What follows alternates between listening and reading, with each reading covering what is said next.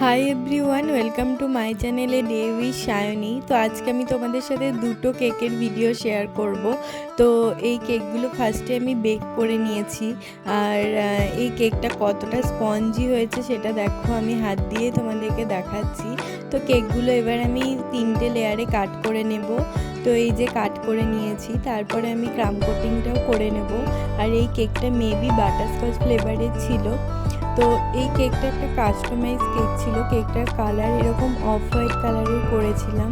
তো আমার তো বেশ ভালো লেগেছে। এই যে কেকটার ফাইনাল লুক খুবই সিম্পলের মধ্যে ছিল। একটা আর্টিফিশিয়াল ফ্লাওয়ার ছিল, একটা ট্যাগ ছিল, আর ফন্ডেন্ট দিয়ে এই লেখাটা লিখে দিতে বলেছিল। তো কেকটা কেমন লাগলো সেটা অবশ্যই জানিও।